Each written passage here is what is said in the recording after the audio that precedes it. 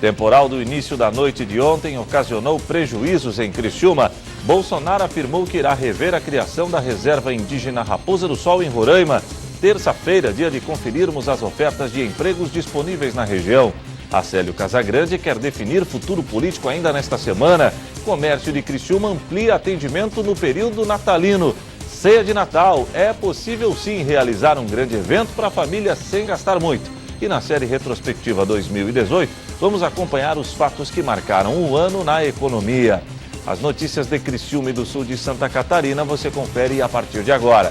No ar pela TV Primavera, Informe Região.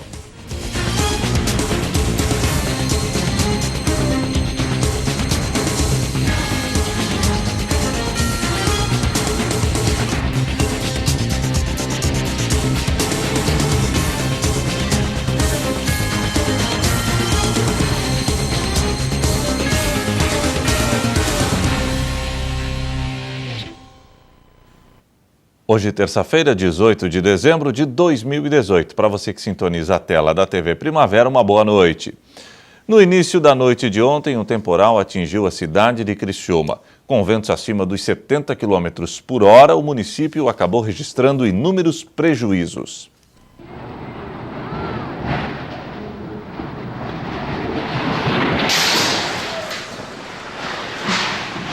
Foram aproximadamente 60 minutos de chuva e vento. O fato ocorreu depois de um dia de extremo calor, onde a sensação térmica passou dos 40 graus. A gente teve um registro do COBRAD ali, que é desastres naturais, né? Foi uma tempestade convectiva, né? De vendaval, ocasionando de pressão baixa, atmosfera muito baixa, onde os radares provavelmente não conseguem prever. Ela se forma muito rapidamente, com nuvens muito baixas, ocasionando o que aconteceu ontem em Criciúma. Então, dessa forma, gerou várias ocorrências dentro do município. Tivemos atendimento aí de todo o suporte da Prefeitura, do Governo do município, Corpo de Bombeiros, FANCRI, Pátio de Máquinas, Defesa Civil, durante a noite inteira para atender a população e voltar à normalidade hoje durante o dia. Digamos que 90% já de todas as ocorrências já foram sanadas e já voltaram à sua normalidade. Alguns pontos específicos ainda dependem de algumas ações para poder voltar à normalidade. Dos municípios da região da ANREC, Criciúma foi o mais atingido. Tivemos um destaque maior à área central, que foi um pouquinho mais danificada, principalmente na parte de rede elétrica e obstrução de vias públicas. Todas elas já foram desobstruídas na parte da madrugada, né, com o trabalho de toda a equipe do governo, mas ainda tem alguns pontos onde a parte de rede elétrica ainda ela não voltou à normalidade. Estamos ainda aguardando a Celesc fazer algumas manutenções, né, para poder voltar a essa normalidade. E acreditamos que até o final do dia tudo seja normalizado. O coordenador da Defesa Civil ainda elencou as ocorrências mais frequentes. Tivemos bastante quedas de outdoors, né, dentro do município, alguns em cima de veículos causando danos materiais para a pessoa ali, né, naquele local. Tivemos queda de árvores, bastante quedas de árvores ontem, finalzinho de tarde, à noite. Tivemos 100 registros de alagamentos, foi um ponto positivo, né, pela quantidade de chuva que caiu, média de 30 milímetros aí em 2 horas, então foi tranquilo isso. Dentro do município tivemos alguns destelhamentos de alguns bairros específicos dentro de Criciúma, todos eles foram acionados pela Defesa Civil, foi levado lona, dado no auxílio aos moradores, principalmente na Operária Nova. A gente teve uma família que a gente teve que realocar provisoriamente, né, porque tinha risco de curto-circuito devido à chuva estar molhando a parte elétrica. Não quiseram ir para um abrigo provisório da prefeitura, preferindo ir para casa de parentes, mas hoje na parte da manhã já tiveram o seu retorno para casa já. Apesar do susto ter sido grande, nenhum ferido foi registrado. O coordenador da Defesa Civil criciumense ainda alerta para este tipo de pancada de chuva, comum no verão. Em caso de urgência, é preciso acionar as autoridades competentes. Nós temos o telefone, essa nossa central de emergência, 24 horas, através do 199. Nós temos o telefone de celular de emergência também, que é através do 991 62 9006. Todos estão disponíveis. Temos o Corpo de Bombeiro também, através do 193, Polícia Militar através do 90. Todos eles podem auxiliar e repassam essas ocorrências para a Defesa Civil. Trabalhamos todos em conjunto nesses momentos de situações de anormalidade. O presidente eleito Jair Bolsonaro participou de uma inauguração de um colégio para filhos de militares na Baixada Fluminense. Durante o discurso, Bolsonaro afirmou que irá rever a criação da reserva indígena Raposa do Sol em Roraima.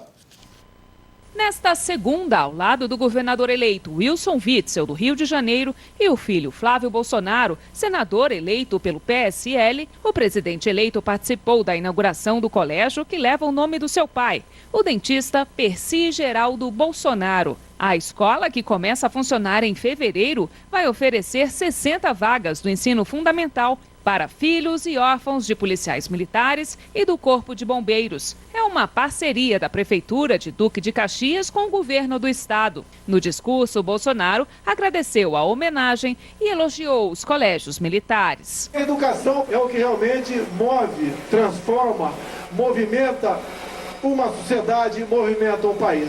O nosso Brasil é um país onde praticamente quase nada temos sobre pesquisa, desenvolvimento e inovação.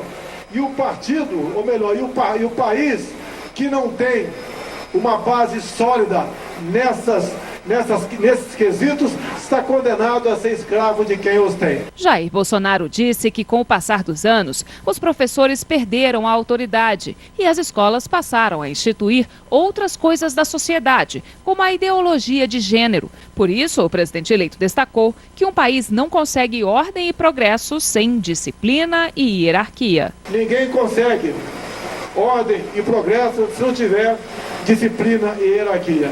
Vem daqui, então, um novo modelo de educação. Após o evento, Bolsonaro deixou o local sem falar com a imprensa e foi para casa na Barra da Tijuca, zona oeste do Rio. O presidente eleito não tem agenda oficial nessa terça-feira. Também hoje, pela manhã, o Ministério das Relações Exteriores confirmou que convidou e depois cancelou os convites para que representantes de Cuba e da Venezuela participassem da posse de Jair Bolsonaro no dia 1º de janeiro. No domingo, ao sair de casa para tomar água de coco em um quiosque da Orla do Rio, Bolsonaro falou com os jornalistas e já tinha confirmado que os dois presidentes não seriam convidados para a cerimônia. Ele não vai receber. Nem ele, nem o ditador lá que substituiu o Fidel Castro. Fidel Castro não, Raul Castro. Nas redes sociais, o presidente eleito escreveu: naturalmente, regimes que violam liberdade de seus povos e atuam abertamente contra o futuro governo do Brasil por afinidade ideológica com o grupo derrotado nas eleições não estarão na posse presidencial em 2019. Defendemos e respeitamos verdadeiramente a democracia. Durante a entrevista, o presidente eleito falou ainda sobre uma declaração do filho dele, o deputado eleito Eduardo Bolsonaro, do PSL, que defendeu a pena de morte no Brasil. Segundo o deputado, pode haver no país a possibilidade de pena de morte para traficantes de drogas, a exemplo do que ocorre na Indonésia, e para autores de crimes hediondos. Ele sugeriu um plebiscito para consultar a população. Jair Bolsonaro desautorizou o filho e reiterou que a pena de morte não será tema de debate em seu governo. Não está em nosso programa, não foi debatido durante a campanha. Enquanto eu for presidente, da minha parte, não teremos essa agenda. Você vê a matéria, puxa documentos do Itamaraty do ano passado, porque ele foi na Indonésia ver como é que diminuiu a violência lá. E foi implementada a pena de morte lá, mas não é essa a nossa intenção, até porque sabemos que está em cláusula pétrea, que no Brasil não haverá pena de morte, caráter perpétuo, o que mais? Cruel. Ainda que a população apoie. Não, mas a população, por enquanto, não está no nosso programa, esse é ponto final. Ainda na manhã de domingo, Bolsonaro usou as redes sociais para destacar que o jornal O Globo informou que no seu governo o assunto pena de morte será motivo de debate. Segundo o presidente eleito, o assunto não faz parte da sua campanha.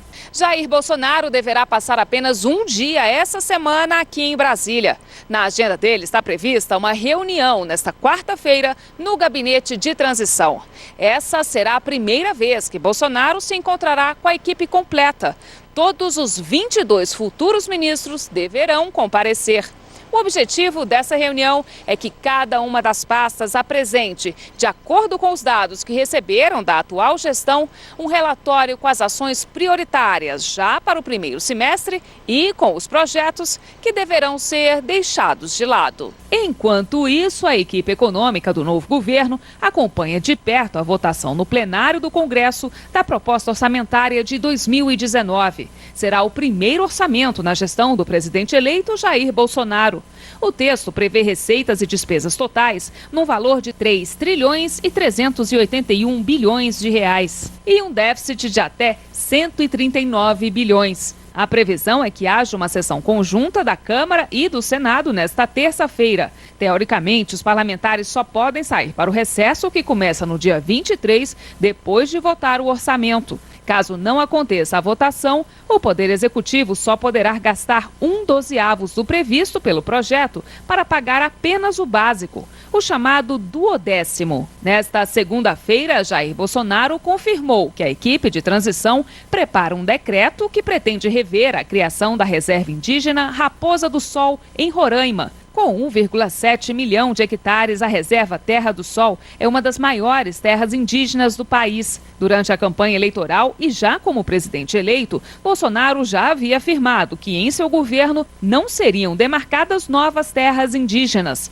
Ele também já havia defendido a ideia de integrar o índio à sociedade. A área é rica em minérios como nióbio, metal importante para a siderurgia, construção espacial e aeronáutica, além de ser a segunda maior reserva de urânio do planeta. Bolsonaro afirma que a exploração da área deve ser feita de forma racional. E hoje, a futura ministra da Mulher, Família e Direitos Humanos, Damares Alves, informou que manterá a Secretaria Nacional de Políticas de Promoção da Igualdade Racial.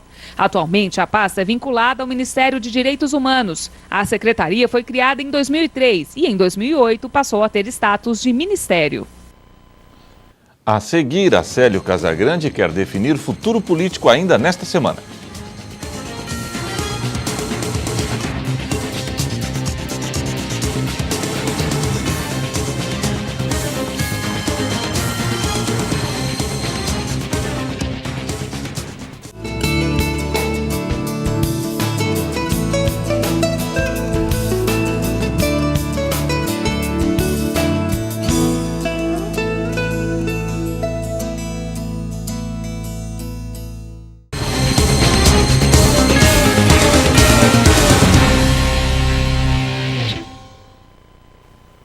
Atenção, você que está à procura de uma vaga no mercado de trabalho. Terça-feira é dia de conferirmos as ofertas de empregos disponíveis no sul de Santa Catarina.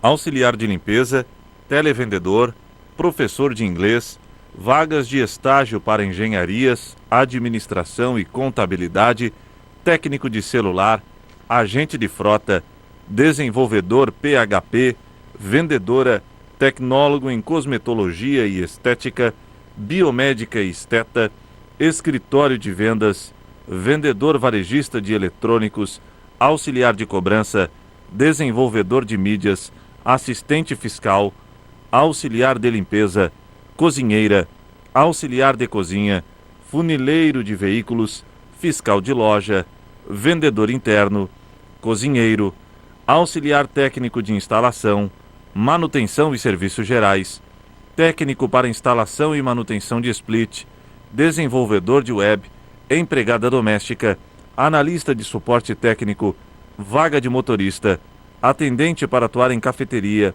consultor técnico automotivo, mecânico, operador de calandra, designer, assistente administrativo comercial, atendente de lanchonete.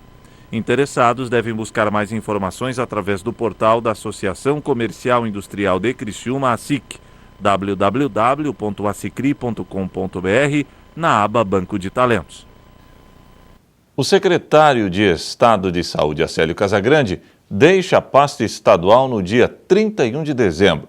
Para o futuro, Acélio analisa duas propostas. O secretário pretende definir um novo emprego ainda nesta semana. Acélio Casagrande fica à frente da Secretaria de Saúde de Santa Catarina só até o dia 31 de dezembro, mas o futuro não é nada incerto. Desde as eleições em outubro, Acélio já recebeu várias propostas pelo Estado, todas na área da saúde. Desistir da saúde jamais, né? Nós vamos continuar ajudando a saúde, vamos continuar articulando, buscando ações para a região. E existem expectativas, tanto na Associação dos Prefeitos, como municípios que nos convidam. Então nós estamos analisando onde é que a gente pode fazer mais. Não é um emprego que vai me assediar, não é um cargo, é sim aonde eu poderei contribuir mais com toda essa experiência que a gente tem. Na região, há 2 convites de peso. Um deles para assumir a Secretaria de Saúde de Içara, a convite do prefeito Murialdo Gastaldon. O outro tem um âmbito um pouco maior, para assessorar os secretários de saúde da região pela Associação dos Municípios da Região Carbonífera, ANREC. A sugestão partiu do prefeito de Criciúma, Clésio Salvário, que pode inclusive presidir a associação em 2019. Apesar de ainda não ter uma decisão oficial, Acélio Casagrande diz ter uma favorita entre as possibilidades. Tem a Associação dos Prefeitos, acho que eu conseguiria dar uma assistência, fazer uma organização de todas as demandas, principalmente demandas de desenvolvimento econômico sustentável para a região sul. Acho que eu poderia colaborar muito aos prefeitos com relação a isso e, é claro, sempre com um olhinho para a saúde também. A definição do futuro do atual secretário de Saúde do Estado deve ser divulgada nesta semana. O comércio de Criciúma intensifica as vendas para o Natal. O varejo, que já estava atendendo até às 9 da noite, ampliou ainda mais o horário de funcionamento. Além da programação cultural natalina tomando conta da cidade, o varejo de Criciúma também está em ritmo de Natal e em horário especial. Nesta semana, até sábado, dia 22, as lojas ficam abertas até às 10 horas da noite. No domingo também tem horário especial, com atendimento das 4 horas da tarde até às 10 horas da noite. E na segunda-feira, véspera de Natal, as lojas atendem até às 5 horas da tarde. Apesar da lenta recuperação da economia no país e do ambiente ainda de incertezas, a maior parte dos brasileiros pretende manter a tradição e ir às compras neste Natal, movimento que promete aquecer as vendas do varejo em 2018. É o que revela a pesquisa realizada em todas as capitais pela Confederação Nacional de Dirigentes Lojistas, a CNDL, e pelo Serviço de Proteção ao Crédito, o SPC Brasil. As projeções permanecem no mesmo patamar do último ano e indicam uma injeção de aproximadamente 53,5 bilhões de reais na economia. Além disso, espera-se que mais de 110 milhões de consumidores presenteiem alguém no Natal de 2018. Em média, os consumidores ouvidos na pesquisa devem comprar entre 4 e 5 presentes. O Natal está chegando e na edição do Informe Região de hoje vamos provar que é possível realizar uma ceia saborosa para os familiares, economizando dinheiro. Estamos no supermercado, dia de compras, o Natal está se aproximando e é o momento da gente começar a pensar na ceia. Por isso que a gente convidou para vir aqui com a gente hoje Marcelo Trindade, que é chefe de cozinha, vai falar com a gente sobre como fazer uma ceia, né, Marcelo, de maneira acessível. Tem como? Tem sim, Ara. Hoje a gente consegue construir uma ceia de Natal farta, cheia na nossa mesa, com preço acessível e tem um pouco de tudo na nossa mesa. Tem produtos que não podem faltar. Não podem faltar. E é isso que a gente trouxe, 10 itens que não podem faltar na nossa ceia de Natal e que a gente vai conseguir encontrar aqui no supermercado baratinho. Bom, então agora a gente vai ver, vai mostrar para vocês quais são esses itens e o preço para você já preparar um orçamento aí na sua casa. A nossa tentativa é buscar as opções mais baratas de cada item, mas você pode adaptar e escolher de acordo com o seu orçamento. A primeira parada é nas carnes. A gente escolheu o frango especial, que sai mais em conta do que o peru, e um pernil também com um preço bem acessível. O frango especial saiu por R$ 13,98 e o pernil por R$ 10,90 o quilo. O tamanho fica a critério, de acordo com a quantidade de pessoas. Em seguida, partimos para os acompanhamentos. Arroz, R$ 2,99 o quilo e farinha, R$ 3,75 o quilo. Eles devem estar no carrinho. Outros acompanhamentos também são muito tradicionais na ceia de Natal, como o salpicão. E esse é bem brasileiro, esse é bem nosso. Existem muitas variações também de preparo, mas a gente pode encontrar muitos legumes. É que é uma junção de produtos crus com produtos cozidos. Então a gente coloca frango, cenoura, batata, pimentões. Então assim, você pode criar do seu jeito e uma maionese caseira, que é o mais ideal. Além das carnes, o bacalhau pode ser uma excelente opção.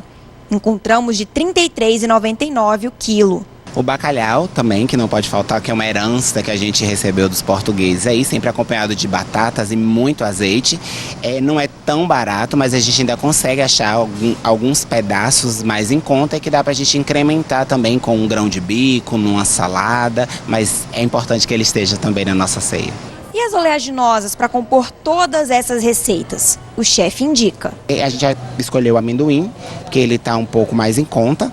Porque a gente pode usar ele no salpicão, a gente pode usar ele na nossa farofa, pode usar no arroz, que é tão enfeitado ou não também, né? Mas é ideal também que tenha na nossa mesa. Agora para a área mais doce, começando pelas frutas, que compõem a decoração para as mesas. Frutas, além de dar uma decoração espetacular para nossa mesa e ser bem nutritivo também, a gente tem frutas que são bem acessíveis. As frutas do mês, da época, assim, melancia, morango, abacaxi, maçã, ameixa. Para sobremesas, temos algumas que não podem faltar e que saem por um valor bem baixinho. Não pode faltar de jeito nenhum o panetone ou o chocotone, que a gente já ganhou até variações, né? Ele tem com chocolate, com frutas cristalizadas, e também nós temos a opção da rabanada, que é tradicional e não pode faltar. Olha, com a ajuda do Marcelo, a gente conseguiu ter uma boa noção do que não pode faltar na ceia e tudo com preço bem acessível, contando que a gente vai escolher apenas uma das proteínas que ele indicou, com uma base aí de R$120, você consegue fazer uma ceia bastante completa. Obrigada, Marcelo, por ter acompanhado a gente espera que você tenha gostado das dicas e que seu Natal seja maravilhoso juntamente com a sua família. A seguir, na série Retrospectiva 2018, vamos conferir os principais fatos registrados durante o ano na área da economia.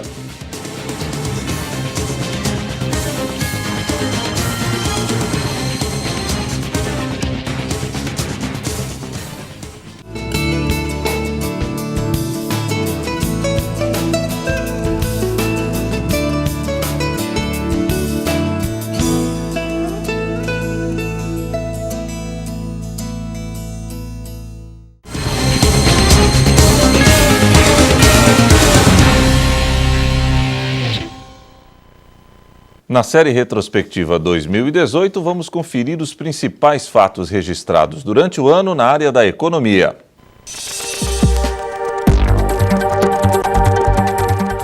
No intrincado tabuleiro do comércio internacional, em 2018 foi o presidente dos Estados Unidos, Donald Trump, quem deu as cartas. Em uma guerra comercial sem precedentes, o governo americano elevou as tarifas de importação sobre dezenas de produtos chineses. Cerca da metade de tudo que os americanos compram da China está agora sujeito a tarifas de importação punitivas. Pequim retaliou e também impôs tarifas a produtos americanos. A disputa entre os gigantes deixou o mundo com medo de uma guerra comercial global que pode desacelerar a economia. A China acusa os Estados Unidos de iniciarem a maior guerra comercial da história econômica. Em dezembro, em um encontro das 20 maiores economias do mundo, os dois países anunciaram uma trégua comercial de 90 dias, período no qual não serão elevadas tarifas de importação.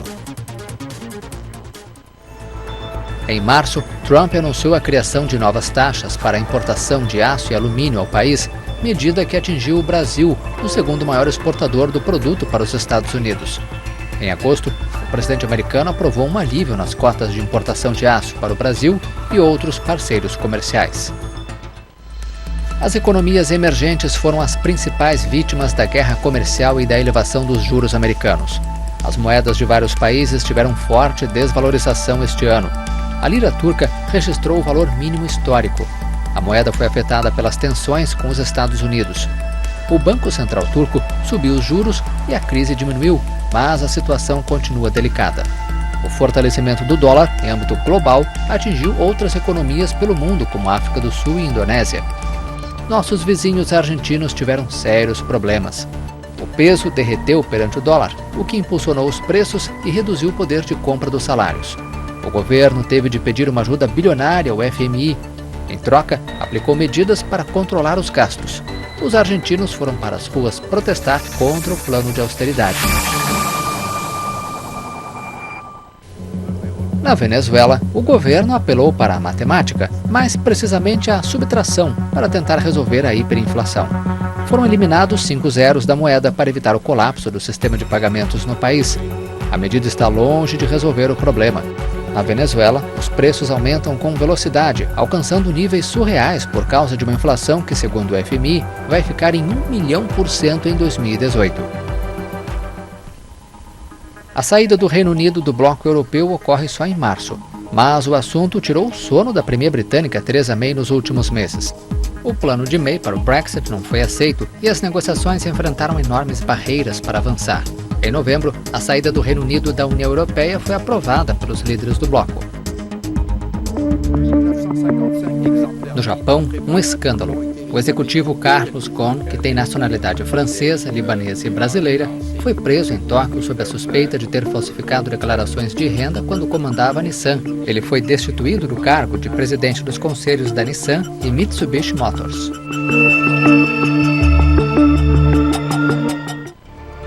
A prisão da diretora financeira da gigante chinesa de telecomunicações Huawei elevou a tensão entre Washington e Pequim. Meng Wanzhou, de 46 anos, que é filha do fundador da companhia, foi presa acusada de fraudes para driblar as sanções americanas ao Irã. No mundo corporativo, o ano foi péssimo para o Facebook. A rede social anunciou que até 50 milhões de contas foram violadas em uma falha de segurança explorada por hackers. A confiança dos usuários do Facebook está sendo colocada à prova há meses por vários escândalos, entre eles a revelação da troca de dados profissionais com fins políticos sem consentimento.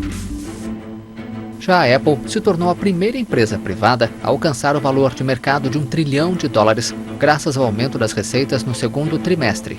Mas a alegria durou pouco. A preocupação com a queda nas vendas de novos aparelhos e a tensão comercial entre Estados Unidos e China fez as ações da empresa caírem com força a partir de setembro. A Amazon foi a segunda a romper a barreira do valor de mercado de $1 trilhão. Fundada em 94 por Jeff Bezos, a Amazon cresceu exponencialmente desde suas raízes como livraria online até se tornar uma gigante de diversos setores. A Boeing e a Embraer assinaram um protocolo de acordo para a formação de uma joint venture avaliada em $4 bilhões e 750 milhões. A união vai absorver as atividades civis do grupo brasileiro. Pelos termos do acordo, o novo grupo de capital fechado será controlado em 80% pela Boeing e os 20% restantes ficarão com a Embraer. O acordo permite à Boeing se posicionar frente a seu grande concorrente, a europeia Airbus, que se aliou à canadense Bombardier. No Brasil, o ano foi de incertezas na economia e crescimento fraco. A inflação ficou sob controle, mas o desemprego continua alto. Em maio, os caminhoneiros paralisaram estradas e a economia. A produção industrial teve forte queda e houve desabastecimento. Os grevistas se manifestaram contra os reajustes frequentes e sem previsibilidade mínima nos preços dos combustíveis, principalmente do óleo diesel. A paralisação só teve fim depois de o governo decretar a redução no preço do diesel. A decisão derrubou as ações da Petrobras e levou o então presidente da companhia, Pedro Parente, a pedir demissão. Bom, e daqui a pouco tem sala de entrevistas. A pauta da semana irá mostrar a criatividade de um professor criciumense. Hoje o Sala de Entrevistas vai receber a visita de um verdadeiro artista. Daniel Goulart é professor, mas ama fotografia. Através dos brinquedos, Daniel achou não só um hobby, mas uma maneira talentosa de ganhar dinheiro. A paixão por fotografar bonecos ela é recente. A paixão pelos bonequinhos, né, pelos action figures, né, que se você... Action figures. O que significa né? isso aí? Figuras de ação, né, são colecionáveis, são bonecos que a gente consegue, tem coleção e faz poses e tal. Eles tendem uma categoria diferente da de brinquedos. Se tu for no meio do pessoal que coleciona isso, chamar de bonequinho, eles vão ficar bravos contigo. Né? Então, a gente, né, mesmo eu não tenho esse problema. Se eu falar para um cara, então, tu tá fotografando o bonequinho, ele fica pistola, tem hein? alguns que ficam, tem alguns que ficam. Tem alguns que ficam. Mas tu não fica? Não, eu sou tranquilo, bem tranquilo. Mas você já tinha paixão por foto, então? Eu já trabalhei com foto, mas nada muito profissional, né? Eu trabalhei com ajudante de alguns fotógrafos de casamento, para quebrar alguns galhos, porque eu sempre gostei da fotografia em si. Mas quando eu comecei a aprender mesmo, foi por causa dos bonequinhos. Eu comecei, minha esposa seguia uns perfis de Instagram, pessoal que faz toy art, que é o nome desse trabalho. Toy art. Toy de brinquedo. Isso, de brinquedo. E aí o pessoal envolve não só foto, mas envolve qualquer outra coisa que você faça envolvendo os brinquedos, é a toy art, né? Então, ela perguntou, por que você não usa os seus brinquedos que estão aí parados em casa para fazer fotografia? E eu comecei, aos pouquinhos, fui fazendo uma aqui com o celular e tal, e com o tempo fui aprendendo sobre iluminação, sobre composição, sobre ângulo, sobre pose, e comprando câmera e tornando o hobby um pouco mais sério. O Sala de Entrevistas vai ao ar logo mais após o Informe Região. Você confere a programação da TV Primavera através dos canais 12 no analógico e 12.1 no digital, via sistema de TV aberta. Assinantes da NET TV a cabo acompanham o Sala através do canal 13, os da GVT, canal 12. Oi pessoal, tudo bem? Meu nome é Daniel Goulart e eu queria convidar vocês para terça-feira conhecer um pouquinho mais do meu trabalho aqui no Sala de Entrevistas.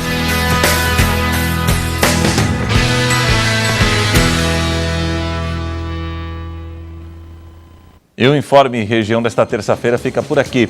Voltarei amanhã, se Deus assim permitir. Boa noite.